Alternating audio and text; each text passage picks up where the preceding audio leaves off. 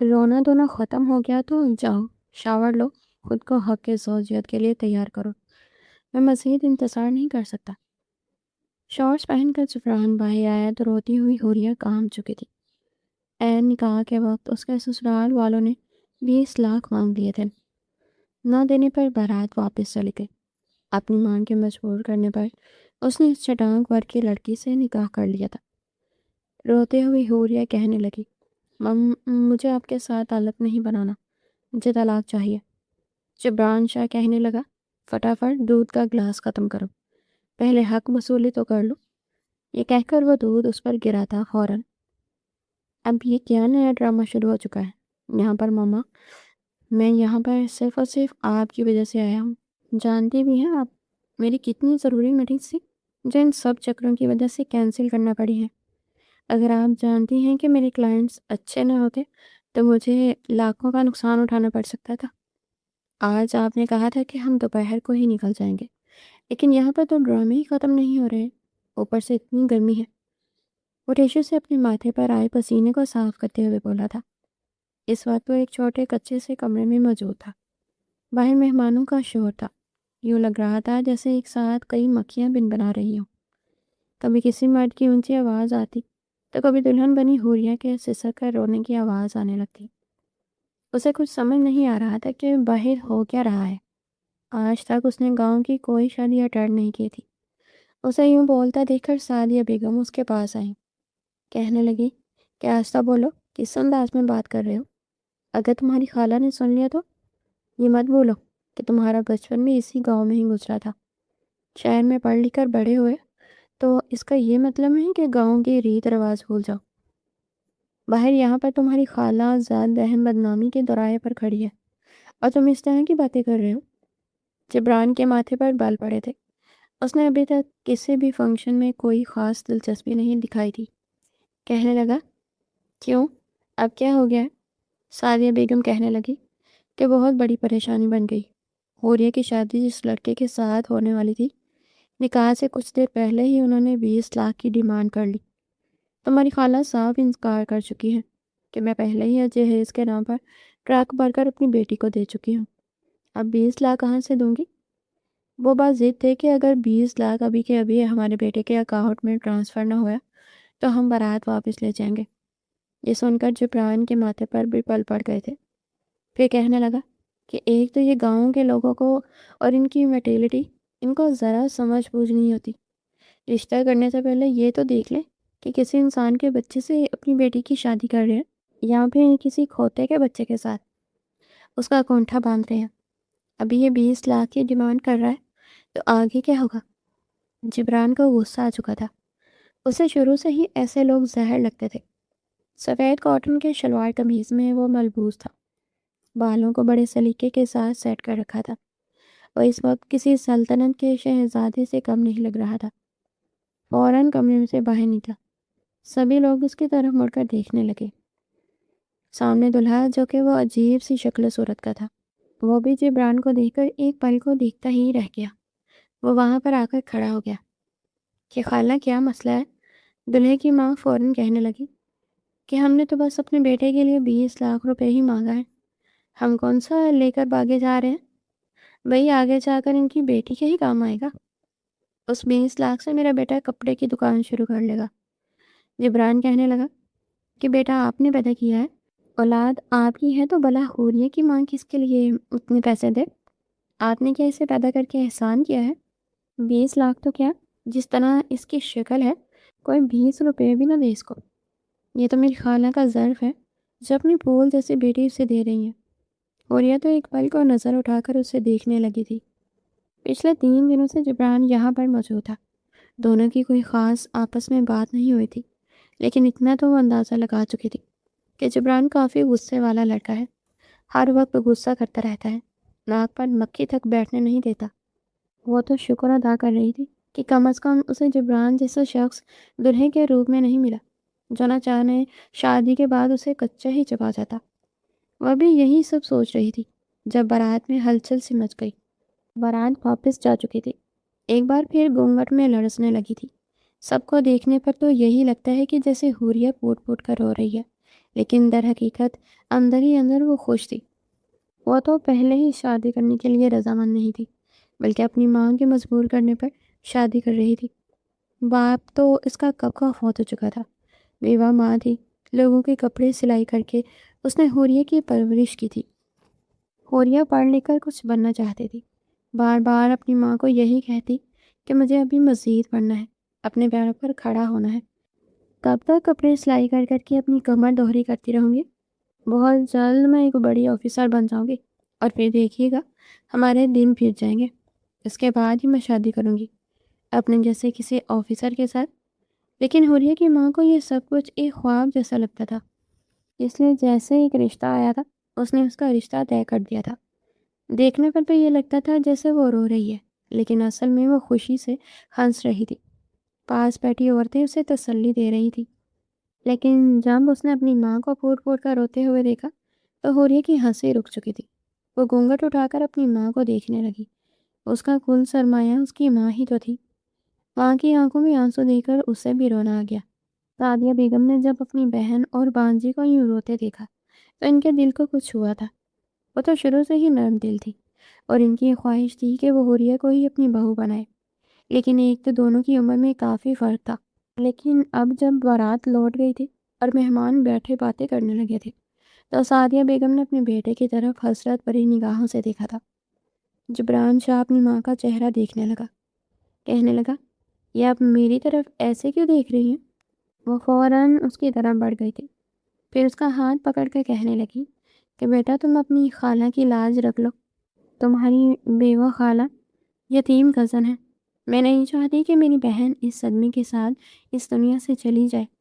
میں چاہتی ہوں کہ تم ابھی اور اسی وقت حوریہ کے ساتھ نکاح کر لو۔ جبران یہ سن کر کچھ پل کو ساکت ہوا تھا۔ دونوں مٹھیاں بھیج کر اپنی ماں کا چہرہ دیکھنے لگا، کہنے لگا، واٹ؟ یہ کیا کہہ رہی ہیں آپ؟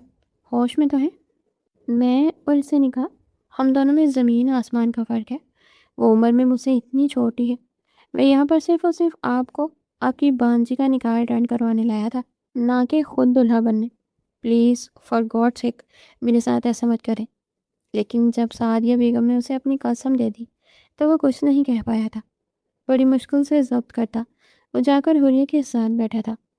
حوریہ تو فوراً ہی اچھل کر صوفے سے کھڑی ہو چکی تھی جب اس کی ماں کہنے لگی کہ بیٹا عزت رکھنے کے لیے یہ نکاح کرنا پڑے گا۔ تم اپنی خالہ کے گھر پر بہت خوش رہو گی۔ میں اور تمہاری خالہ چاہتی ہیں کہ تمہارا اور جبران کا نکاح کر دیا جائے۔ حوریہ تو رونے والی اب ہوئی تھی۔ پہلے جو اس کی ہنسی چھوٹ رہی تھی کہ اب اس کی شادی نہیں ہوگی، اب تو اس کی آنکھوں سے آنسو نکال آئے تھے۔ داڑھی مار مار کر رونے لگی، کہنے لگی کہ نہیں پلیز ایسا مت کریں میرے ساتھ، میں تو جیتے جی مر جاؤں گی۔ اس سے تو اچھا ہے کہ آپ اپنے ہاتھوں سے میرا گلا گھونٹ دیں، لیکن اس جلاد کے ساتھ میری شادی مت کروائیں۔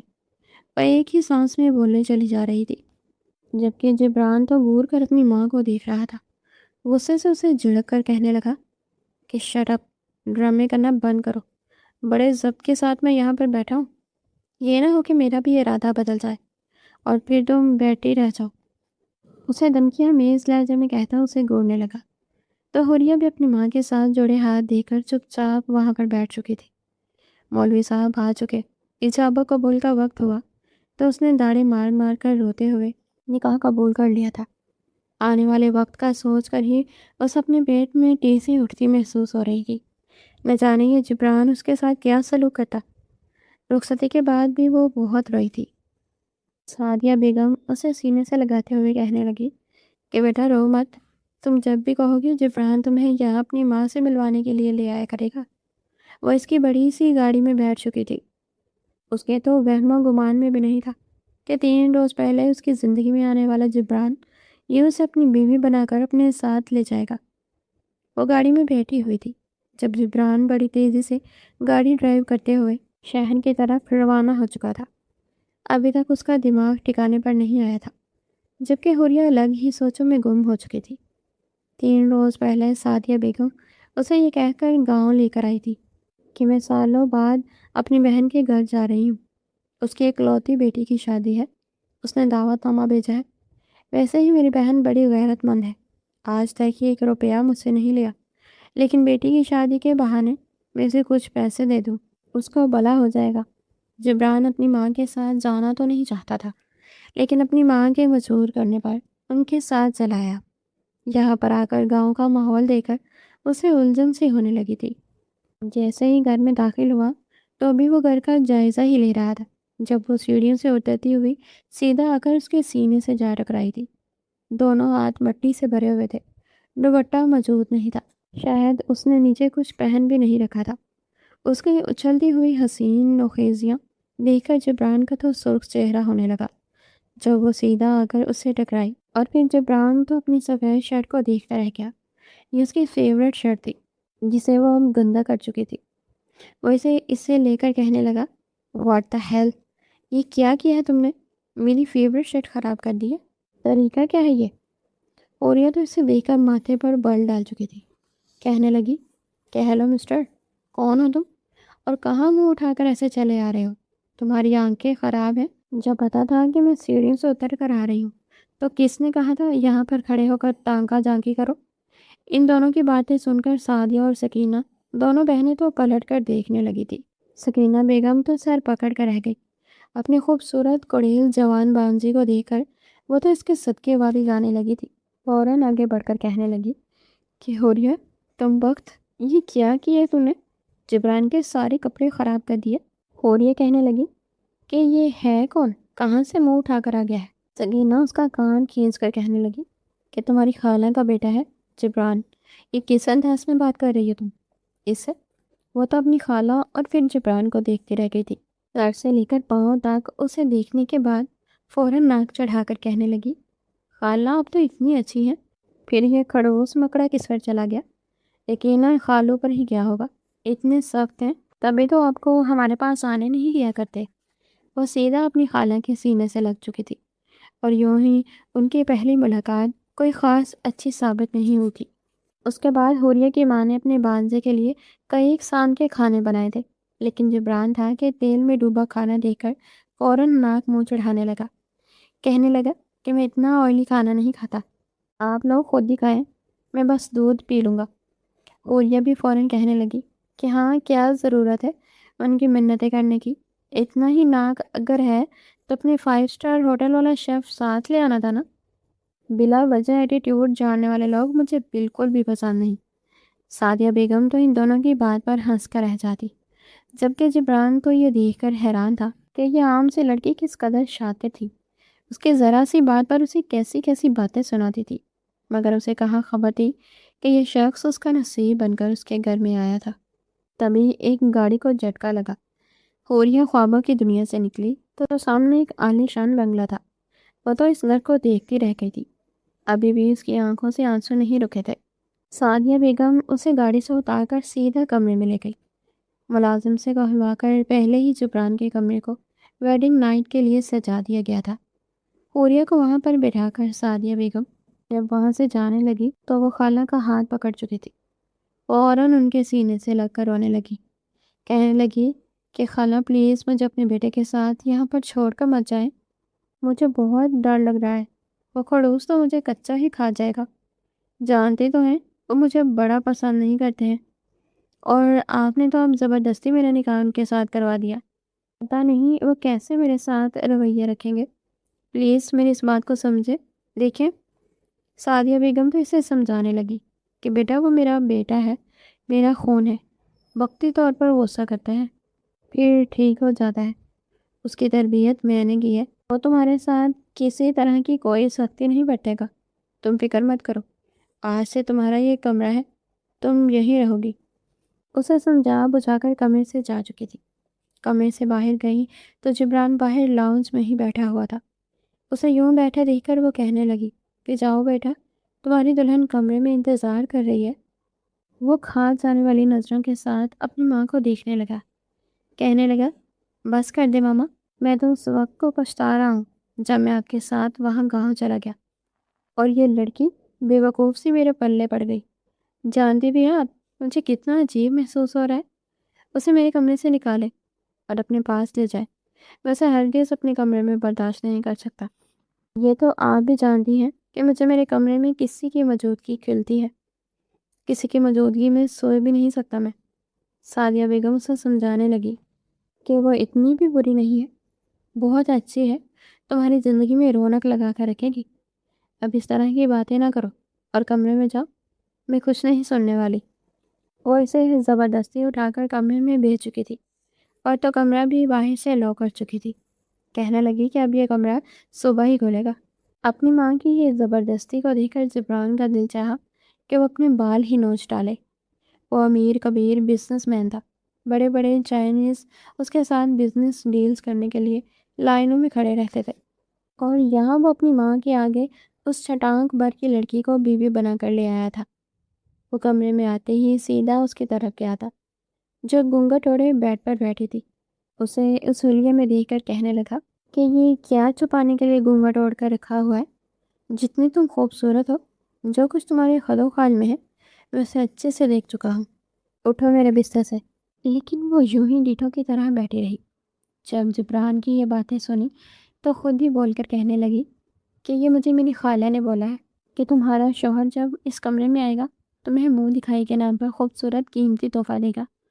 جب تک تو مجھے میرے منہ دکھائی کا تحفہ نہیں مل جاتا تب تک میں یہاں سے ٹس سے مس نہیں ہونے والی۔ وہ بھی ڈیٹ بن کر بول رہی تھی، جانتی تھی کہ جبران کو وہ اچھا خاصا تنگ کر سکتی ہے۔ وہیں جبران بھی اس کی کمزوری باندھ چکا تھا، فوراً اس کے سامنے آ کر بیٹھ گیا۔ کہنے لگا کہ اچھا تمہیں پتہ بھی ہے منہ دکھائی کس سے دی جاتی ہے؟ جب بیوی اپنا آپ اپنے شوہر کو سونپ دیتی ہے۔ تمہیں منہ دکھائی میں ایک شرط پر ہی دوں گا، جب تم میری ہو جاؤ گی۔ آج پوری رات اگر تم میری شدتیں سہہ لو تو پھر میں تمہیں منہ دکھائی بھی دے دوں گا، لیکن اس سے پہلے تمہیں پوری رات مجھے جھیلنا ہوگا۔ حوریہ تو کانپ چکی تھی، فوراً اس کی آنکھوں سے آنسو نکل آئے۔ کہنے لگی کہ یہ آپ کیسی گندی گندی باتیں کر رہے ہیں؟ شرم نہیں آتی آپ کو؟ ایک معصوم لڑکی کو اکیلا دیکھ کر آپ اس کے ساتھ تنہائی کا فائدہ اٹھا رہے ہیں۔ جبران اس کی آنکھوں میں دیکھ کر کہنے لگا، بیوی ہو تم میری، اور اگر تمہیں معلوم ہو تو بیوی کے ساتھ ایسی گندی گندی باتیں کی جاتی ہیں۔ اب یہ باری برکم ڈریس اتارو، میرے پاس اتنا فالتو ٹائم نہیں ہے کہ میں یہاں پر تمہیں بٹھا کر تمہارے بالوں کو کھولوں گا، پنز اتاروں گا اور پھر اس باری برکم ڈریس کو کھولتا پھروں گا۔ جاؤ جا کر سادہ سا سوٹ پہن کر آؤ اور یہاں مجھے میرے بستر پر ملو۔ آج رات تمہاری ساری عقل ٹھکانے نہ لگا دی تو میرا نام بھی جبران شاہ نہیں۔ جبران اسے کڑی نظروں سے دیکھتا ہوا بولا تو حوریہ کا سانس سینے میں اٹک چکا تھا۔ اسی وقت سے تو وہ ڈر رہی تھی، اسے جبران سے خوف محسوس ہونے لگا تھا۔ پلیز میرے ساتھ ایسے مت کریں، میں اس سب کے لیے تیار نہیں ہوں۔ وہ کہنے لگی، کیوں شادی کا بہت شوق تھا نا تمہیں؟ تمہاری عمر کی 15-16 سال کی لڑکیاں جب بچے پیدا کر سکتی ہیں تو تم جیسی ہٹی کٹی لڑکی کیوں نہیں؟ تم جبران شاہ کو کیوں نہیں جھیل سکتی؟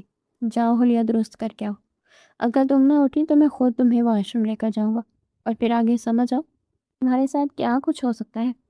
حوریہ وہ ڈرتے ڈرتے فوراً بیٹھ کر کھڑی ہوئی تھی۔ اس نے الماری سے اپنا ایک نائٹ سوٹ نکال کر اسے دیا تھا، شارٹ شرٹ تھی اور ٹراؤزر لے کر وہ واش روم چلی گئی۔ کچھ دیر بعد وہ ایک عام سے حلیے میں باہر آئی تھی۔ لمبے گھنے بال اس وقت کمر تک آئے ہوئے تھے۔ جبران تو ایک پل کو اسے دیکھتا ہی رہ گیا تھا۔ اس کا چہرہ دیکھنے لگا، کہنے لگا کہ یہاں میرے پاس آؤ۔ وہ چلتی اس کے پاس آئی تو جبران اس کی طرف دیکھنے لگا۔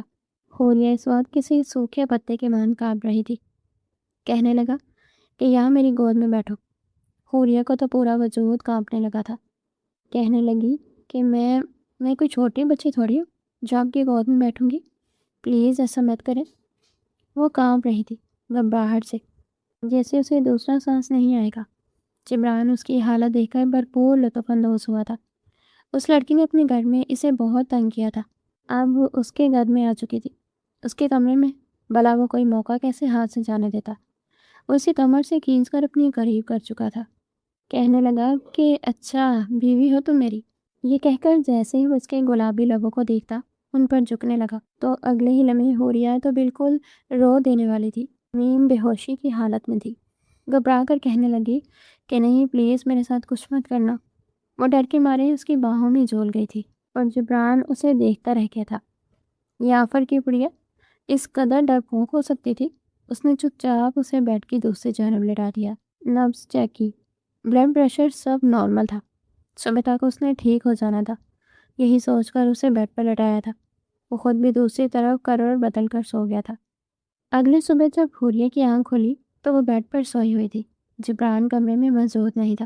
وہ کمرے سے باہر نکلی تو سامنے اس کی خالہ بیٹھی تھی۔ کہنے لگی کہ بیٹا ناشتہ کر لو۔ ملازموں سے کہہ کر وہ اس کے لیے ناشتہ لگوانے لگی۔ پھر کہنے لگی کہ تم بیٹھو، یہ جبران بھی نا بہت ڈیٹ ہے، اس کی کچھ میٹنگز تھی اس لیے چلا گیا۔ میں نے کہا ہے وہ جلدی آ جائے گا اور پھر وہ تمہیں گھمانے بھی لے کر جائے گا۔ حوریہ نے تو شکر کا سانس لیا تھا کہ چلو کم از کم صبح صبح خڑوس کا چہرہ تو نہیں دیکھنا پڑا۔ وہ سارا دن خالہ کے ساتھ گزار چکی تھی۔ وہیں جبران کا بھی دن آفس میں تقریباً میٹنگ کرتے ہوئے گزر گیا تھا۔ شام کو جب گھر لوٹا تو اس کی ماں اسے حکم سناتے ہوئے کہنے لگی کہ جاؤ حوریہ کو اپنے ساتھ باہر گھمانے لے جاؤ۔ اس کے ماتھے پر بال پڑے تھے۔ کہنے لگا کہ سارا دن میرا میٹنگز میں گزر چکا ہے، مجھے اتنا بھی وقت نہیں ملا کہ میں پانی ہی پی لوں۔ میرے پاس اتنا وقت نہیں ہے، آپ دونوں نے اگر گھومنا ہے تو ڈرائیور کے ساتھ چلے جاؤ۔ حوریہ بھی پیر پٹک کر کہنے لگی کہ آپ کو ان کو کچھ بھی کہنے کی ضرورت نہیں ہے، یہ تو ایسے ہی بات کرتے ہیں جیسے مجھ پر احسان کر رہے ہوں۔ جبران اسے مکمل طور پر نظر انداز کرتا وہاں سے جا چکا تھا۔ دن یوں ہی جلدی سے گزر رہے تھے، لیکن ابھی تک دونوں کے بیچ وہ والی انڈرسٹینڈنگ ہوئی ہی نہیں تھی۔ یہ دیکھ کر جبران کی والدہ کو فکر ستانے لگی تھی۔ دوپہر کا وقت تھا جب سعدیہ بیگم کو کال آئی۔ اسکرین پر اپنی بہن کا نمبر جگمگاتا دیکھ کر وہ خوشگوار حیرت میں مبتلا ہوئی تھی۔ رسمی سلام دعا کرنے کے بعد حوریہ کی والدہ نے حوریہ کے بارے میں پوچھا۔ وہ کافی فکر مند لگ رہی تھی۔ کہنے لگی کہ ان کی شادی کو 2-3 مہینے ہو گئے ہیں، مجھے بہت فکر ہوتی ہے۔ میرے دل کو تو یہ بات کئی مہینوں سے کھائی جا رہی ہے کہ کہیں جبران کسی اور لڑکی کو تو پسند نہیں کرتا تھا۔ زبردستی میری بیٹی اس پر مسلط ہو گئی ہے۔ مجھے لگ رہا ہے شاید میں نے جلد بازی میں فیصلہ کر کے غلط کر دیا ہے۔ وہ میری حوریہ کو خوش تو رکھے گا نا؟ یہ سن کر سعدیہ بیگم بھی سوچ میں پڑ چکی تھی۔ فوراً اپنی بہن کو تسلی دیتے ہوئے کہنے لگی کہ جب تک میں زندہ ہوں تم فکر مت کرو، تمہاری بیٹی کو کچھ نہیں ہوگا۔ اور رہی بات ہے جبران کی، تو وہ تمہاری بیٹی کے ساتھ خوش ہے، اسے کسی قسم کی کوئی تکلیف پریشانی کبھی نہیں ہونے دے گا۔ وہ کال کٹ کر چکی تھی۔ اتنا تو وہ بھی جان چکی تھی کہ اتنے مہینوں میں جبران ایک بار بھی اس کے قریب نہیں آیا ہوگا۔ اسے روز حوریہ کو بلا کر یہ کہنے لگی کہ وہ بیٹا جبران شوہر ہے تمہارا، کب تک تم اس سے کٹ کر رہو گی؟ اپنے شوہر کا دل جیتو، تم بھی جتنی ضد میں آؤ گی اور وہ بھی اپنی انا میں رہے گا تو ایسا کیسے چلے گا؟ جانتی ہوں تم دونوں کی شادی زبردستی ہوئی ہے، لیکن اب گزارا تو تم دونوں نے ایک ساتھ ہی کرنا ہے۔ حوریہ سوچ میں پڑ چکی تھی۔ جبران سے تو اسے ویسے ہی خوف آتا تھا، لیکن خالہ کی بات سن کر اس نے اس روز ویسا ہی کیا تھا۔ جبران کے آنے سے پہلے اس نے ہلکا سا گاؤندار جوڑا پہنا، بالوں کو کندھوں پر پھینکا، ہلکا پھلکا میک اپ بھی کر رکھا تھا۔ وہ جبران کے لیے مکمل طور پر تیار تھی۔ جانتی تھی کہ آج جبران جب اسے ایک بار دیکھ لے گا تو بس دیکھتے ہی رہ جائے گا۔ وہ بھی انہی سوچوں میں گم تھی جب جبران کی گاڑی کی آواز آئی۔ وہ مسکراتی کمرے سے باہر نکلی تھی، لیکن سامنے جبران کے ساتھ ایک لڑکی کو دیکھ کر اس کے قدم وہیں پر رک چکے تھے۔ جبران کے ساتھ ایک لڑکی بھی داخل ہوئی تھی، جسے دیکھنے کے بعد سعدیہ بیگم بھی صوفے سے کھڑی ہو گئی اور بڑے پیار سے اس لڑکی سے ملنے لگی۔ وہ نیشا تھی، جبران کی بچپن کی کلاس فیلو، اس کے پڑوس میں ہی رہتی تھی، لیکن پھر ہائر اسٹڈیز کے لیے وہ لڑکی دوسرے ملک چلی گئی تھی۔ آج ہی وہ واپس آئی تھی۔ دونوں شروع سے ہی ایک دوسرے کے ساتھ کافی اٹیچ تھے۔ حوریہ نے جب اس لڑکی کو جبران کے اس قدر قریب کھڑا دیکھا تو اسے چپ لگ چکی تھی۔ جس طرح اس کی خالہ اس لڑکی سے مل رہی تھی اور وہ جبران سے چپک کر کھڑی تھی، یہ دیکھ کر حوریہ کی آنکھوں میں آنسو آ چکے تھے۔ اس نے آگے بڑھ کر ان سے ملنے کی کوشش نہیں کی تھی، بلکہ وہیں سے پلٹ کر کمرے میں آئی تھی۔ کانوں میں پہنے ہوئے جھمکے اس نے غصے سے اتار کر فرش پر پھینکے تھے۔ ساری چوڑیاں اس نے زمین پر گرا دی تھی۔ جو میک اپ اس نے کر رکھا تھا وہ بھی بگاڑ دیا۔ کچھ دیر پہلے وہ کسی اور پری جیسی لگ رہی تھی، لیکن اب اتنا حشر بگاڑ کر بس روئی جا رہی تھی۔ تبھی اسے خالہ نے آواز دی تھی کہ حوریہ، اے حوریہ، کہاں چلی گئی ہو؟ ادھر آؤ، مہمان آئے ہیں، ملو، ساتھ کھانا بھی لگا دو۔ آج نشا ہمارے ساتھ ہی ڈنر کرے گی۔ اس نے اپنی حالت ایک بار پھر پہلے جیسی بنا لی تھی۔ آنکھوں میں آئے آنسو صاف کیے تھے۔ بغیر نشا سے بات کیے وہ کچن میں چلی گئی تھی۔ سب کے لیے کھانا لگا رہی تھی۔ جبران تو اس پر یوں ہنس ہنس کر باتیں کر رہا تھا۔ یہ دیکھ کر وہ اندر تک مزید ہی جلنے کوڑنے لگی تھی۔ آج تک جبران نے کبھی اس سے تو اس لہجے میں بات نہیں کی تھی، لیکن وہ کس طرح اپنا حق جتا رہی تھی۔ کبھی اپنا ہاتھ جبران کے کندھے پر رکھ رہی تھی تو کبھی اس کا ہاتھ پکڑ رہی تھی۔ وہی جبران بھی مکمل خوشی کے ساتھ اس کے ساتھ باتوں میں لگا تھا۔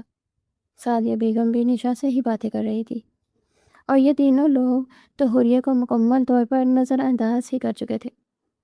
اسے مزید وہاں پر کھڑا نہ رہا گیا۔ وہ کوئی نوکرانی تھی جو ان کو کھانا سرو کرتی۔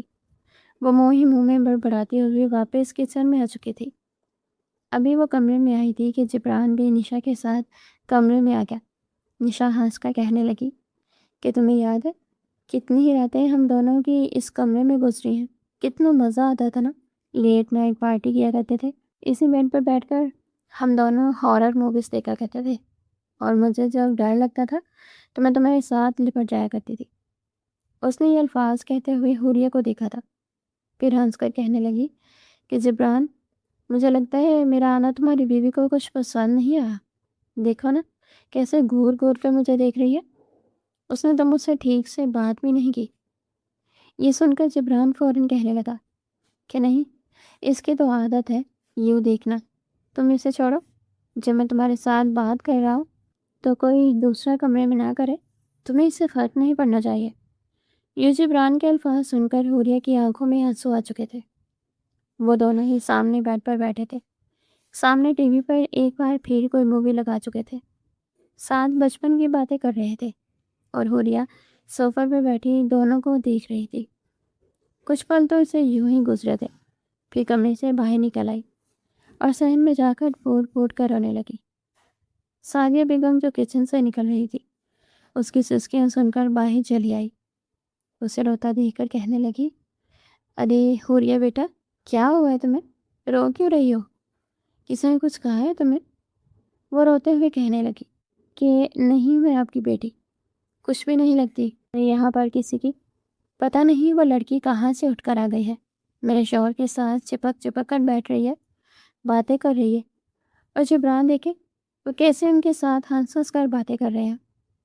کبھی میرے ساتھ اس لہجے میں بات نہیں کی، مجھے تو بس باتیں ہی سناتے ہیں۔ مجھے دیکھ کر ہی ان کا بی پی ہائی ہو جاتا ہے۔ اگر جبران اس لڑکی کو پسند کرتے تھے تو آپ اسے سے شادی کروا دیتی ان کی، میری زندگی کیوں خراب کیا آپ نے؟ وہ بلک بلک کر روتے ہوئے بولی تھی۔ جب سعدیہ بیگم اس کے الفاظ سن کر رہ گئی، اس کے پاس آئی اور اسے اپنے سینے سے لگا لیا، کہنے لگی کہ یہ کیسی باتیں کر رہی ہے تم؟ وہ بس بچپن سے دونوں ایک ساتھ تھے، اس لیے اتنے سالوں بعد مل رہے ہیں تو ایک ساتھ بیٹھے ہیں۔ تم غلط مت سوچو، میرا جبران ایسا بالکل بھی نہیں ہے۔ تم بیوی ہو، جاؤ جا کر اپنا حق جتاؤ۔ خود تم یہاں بیٹھی ہو اور وہاں کسی غیر عورت کے ساتھ اپنے شوہر کو چھوڑ دیا ہے۔ اپنی جگہ تو تم خود چھوڑ کر آئی ہو، نہ جا کر اپنے شوہر کے پاس بیٹھو، دوسری عورت خود ہی زندگی سے نکل جائے گی۔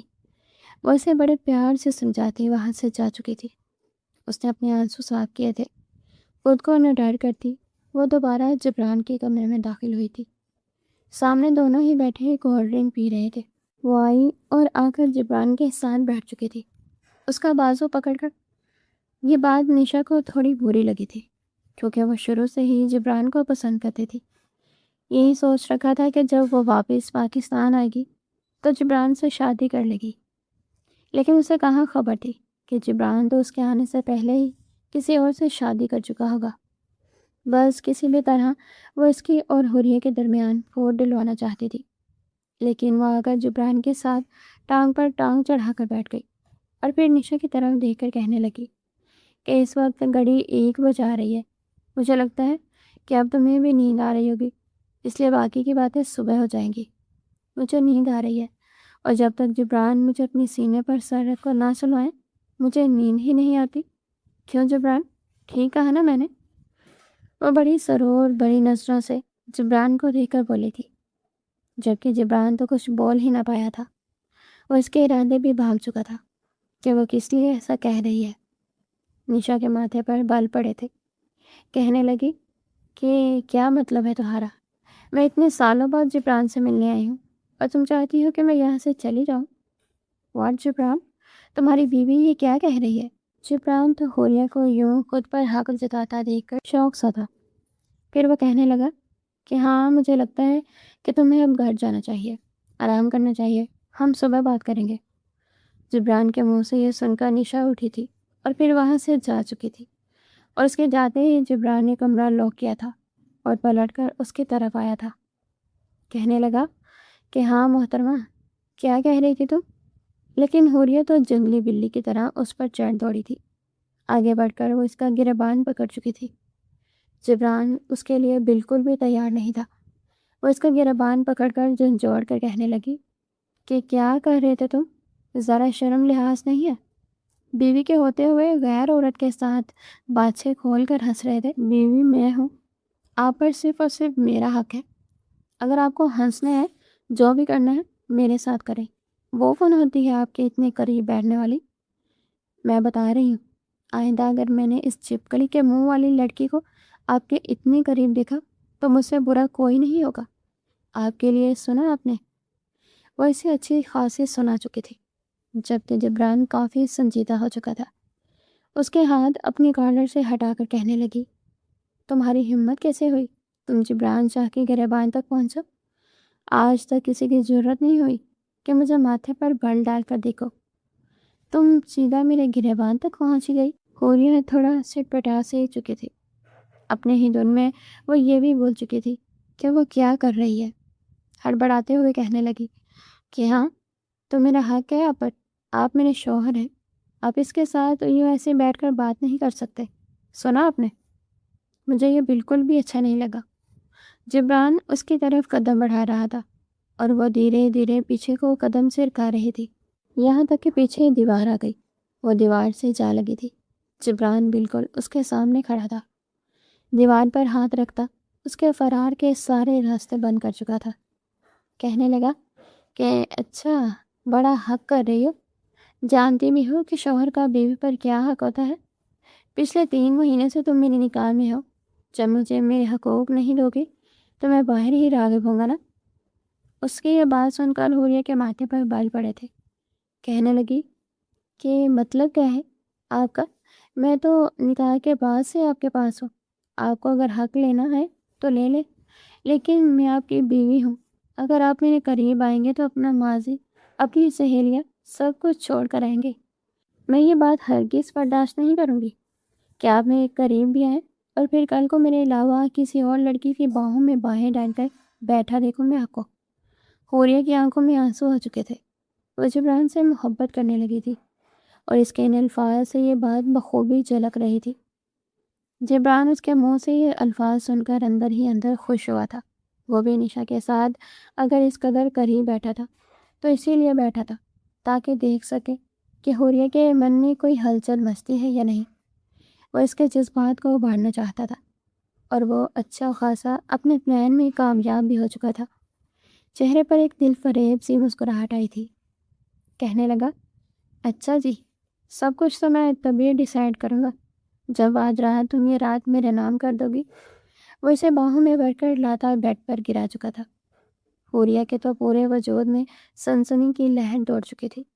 جبران اپنی شرٹ کے بٹن کھولتا اس پر حاوی ہونے لگا۔ حوریہ کو تو سانس جیسے سینے میں ہی تھم چکا تھا۔ گھبراتے ہوئے کہنے لگی کہ اتنی جلدی بھی کیا ہے، مجھے بھی وقت چاہیے اس رشتے کو شروع کرنے کے لیے۔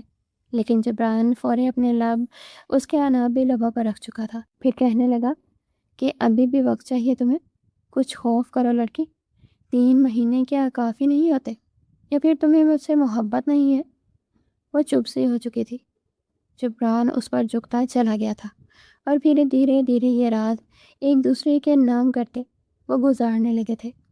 حوریہ کے دل میں جو بھی ڈر خوف تھا وہ دھیرے دھیرے ختم ہونے لگا تھا۔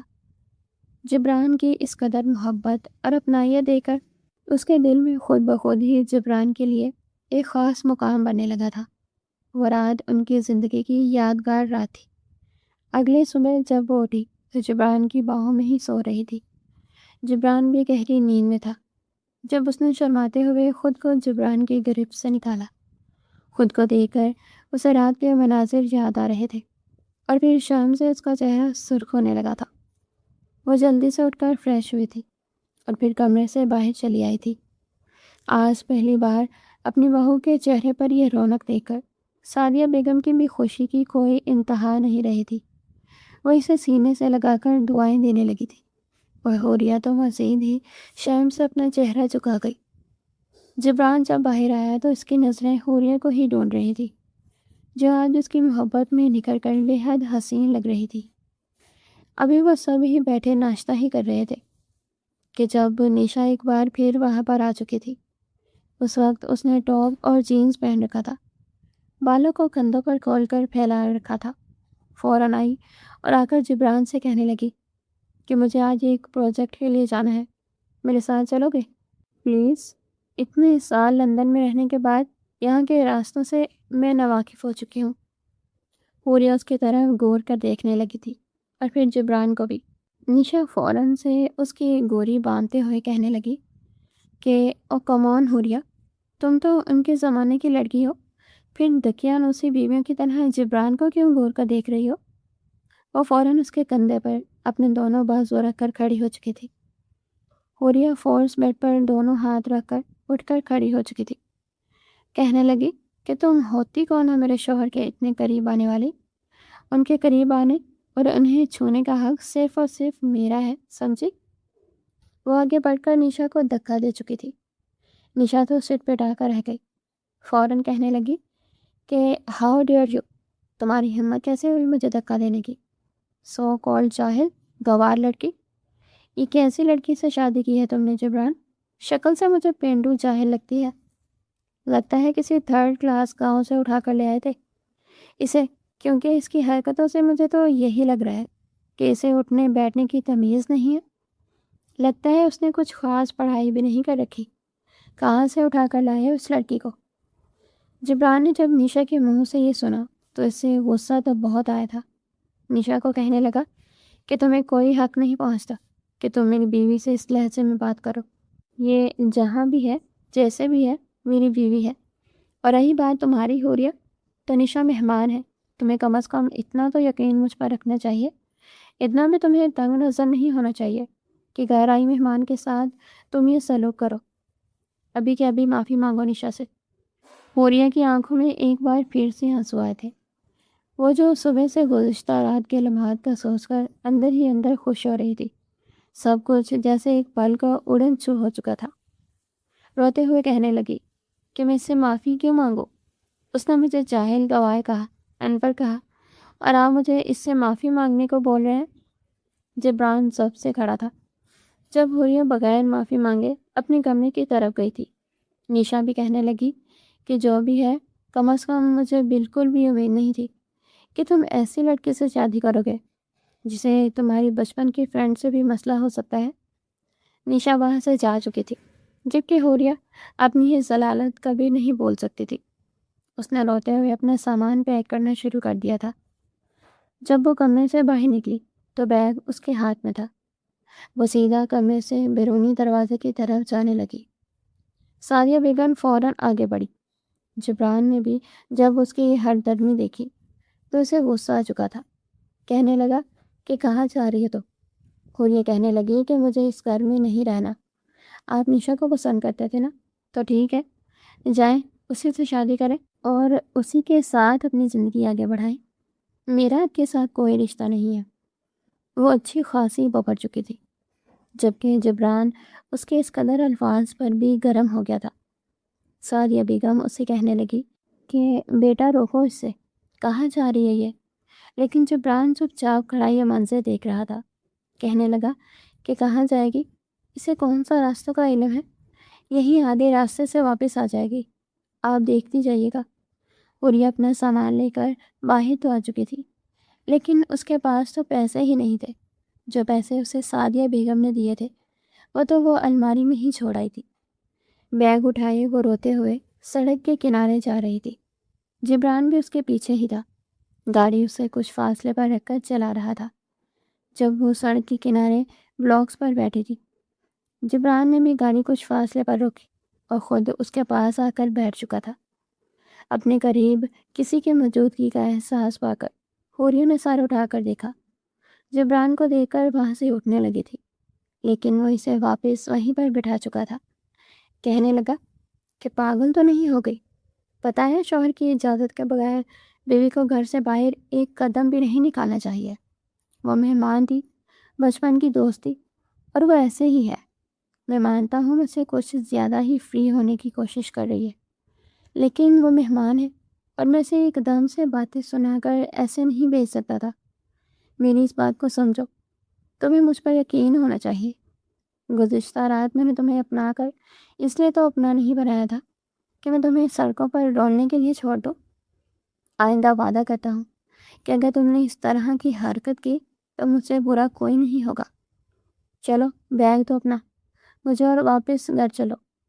لیکن حوریہ پھر سے کسی ضدی بچے کی طرح رو کر کہنے لگی کہ مجھے نہیں جانا۔ وہ نشا جانتے ہیں آپ جب آپ کے قریب آتی ہے تو مجھے کن نظروں سے دیکھتی ہے۔ وہ مجھے چیلنج کرتی ہے کہ آپ کو مجھ سے چھین لے گی۔ کم از کم میں اس لڑکی سے نہ معافی مانگوں گی، نہ اسے اپنے گھر میں برداشت کروں گی۔ وہ روتے ہوئے بولی تھی۔ جبران اسے روتا دیکھ کر اندر تک ٹوٹ چکا تھا۔ فوراً اس کے آنسو صاف کرتا اس گاڑی میں بٹھا کر لے آیا۔ سارا دن اسے باہر گھماتا رہا تھا۔ نیشا کی کتنی ہی کالز آئی تھی، لیکن اس نے اس کی ایک بھی کال نہیں اٹھائی تھی۔ نیشا تو یہی چاہتی تھی کہ وہ جبران کو حوریہ سے چھین لے گی اور اس کے ساتھ شادی کر لے گی، لیکن جب اسے حوریہ کے ساتھ وہ خوش دیکھا تو مجبوراً ہی اسے خود ہی پیچھے ہٹنا پڑا تھا۔ آخری بار وہ جبران کے گھر اس سے بات کرنے آئی تھی، لیکن حوریہ کی طبیعت خراب تھی، اس کا جی متلا رہا تھا۔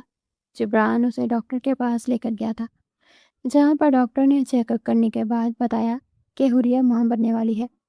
جب یہ خبر نیشا کو ملی تو اس کے ماتھے پر بال گہرے ہو چکے تھے۔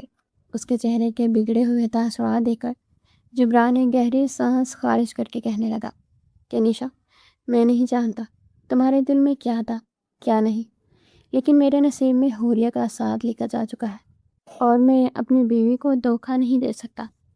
وہ اب میرے بچے کی ماں بھی بننے والی ہے۔ میں حوریہ کے ساتھ خوش ہوں اور مجھے پورا یقین ہے کہ تمہارے نصیب میں جو لڑکا ہوگا وہ تمہیں ڈھیروں خوشیاں دے گا۔